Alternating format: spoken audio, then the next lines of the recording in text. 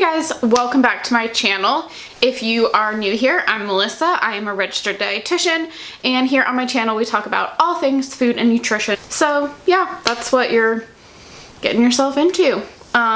Today we are talking about a little bit more of a serious matter, and we're talking about orthorexia. So trigger warning, this video is about eating disorders.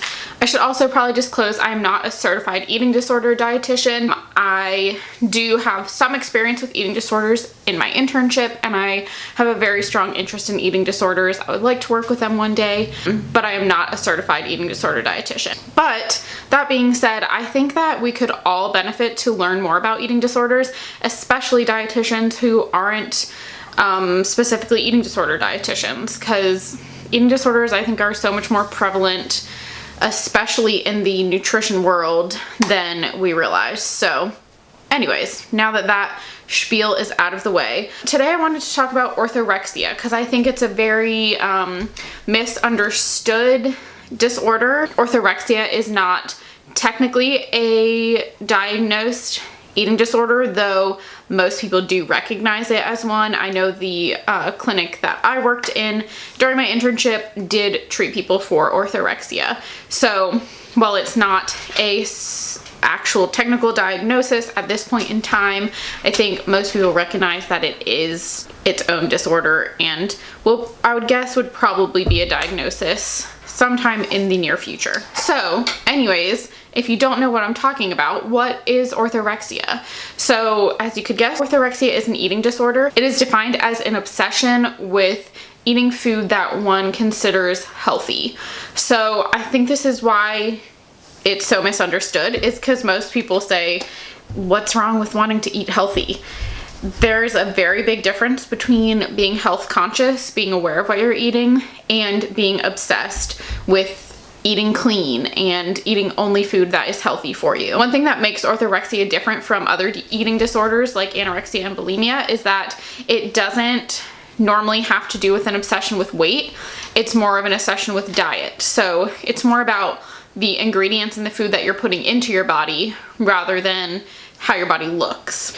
And it's really an obsession with feeling clean and pure and only putting the cleanest and purest ingredients into your body. Let's talk about some of the symptoms of orthorexia. So first and foremost, it's going to be cutting out things that are deemed unhealthy. So that is things like fat, salt, sugar, dairy, animal products, anything with preservatives, anything with artificial colors, artificial sweeteners, artificial flavors, any pesticides, GMOs, or anything else that is considered unhealthy.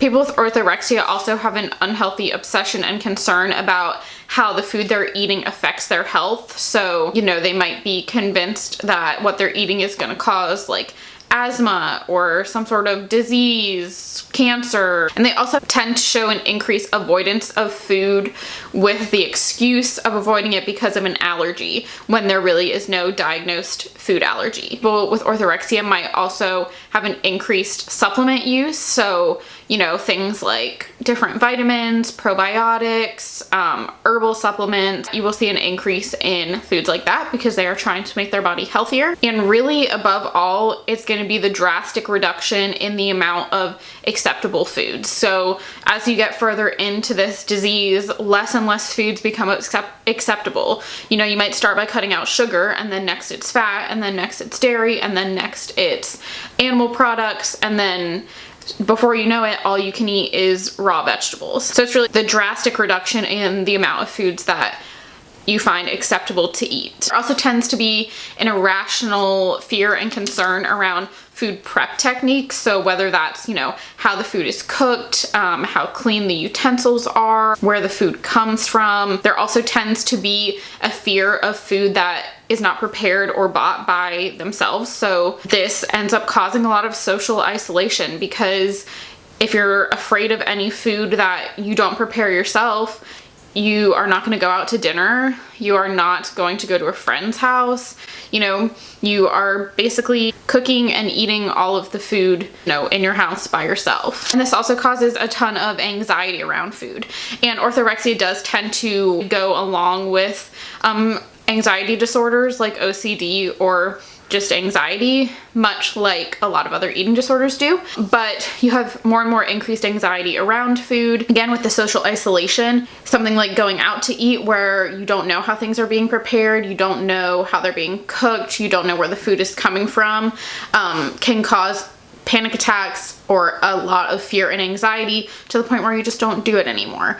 It also tends to go along with a lot of judgment of people who do not eat healthy, and a lot of kind of superiority in the fact that you do eat clean and, quote, take care of your body. And that can also cause isolation if you are kind of judging your friends and the people around you because of how they eat. And overall, just fear of unhealthy foods, need to eat only, clean foods that have no health risks associated with them. So as you can see, these symptoms are a lot different from someone who just tries to follow a healthy diet or take care of their body. Again, this becomes a big problem because it is socially isolating. It, like every other eating disorder, really just takes over your life. Your entire life revolves around food, thinking about food, preparing food, buying food, eating food by yourself, afraid of food, and it just takes over your life and can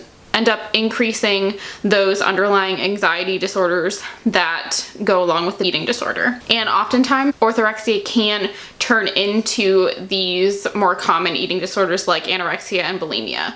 If you are decreasing the amount of acceptable foods to the point where you only have, maybe 10 foods that you allow yourself to eat, that becomes anorexia because you are starving your body. It can cause extreme malnutrition, weight loss, and you really are starving yourself at that point. I'm not going to talk about treatment today because I think eating disorder treatment is so personal and so dependent on the situation, so I don't know that I could really give you a good idea of what that would look like. And also, I could probably make a whole video about eating disorder treatment. So yeah, I'm not going to talk about that today. Really, the point of this was to give you some more information about orthorexia because I really do think it's so much more prevalent than we realize. And like I said, it's a socially acceptable eating disorder in my opinion. And that sounds dramatic, but if you think about it, these people who are like super health conscious and only eat clean and all this stuff, well, I'm not saying everyone who eats clean has an eating disorder, but think about the percentage of people who do.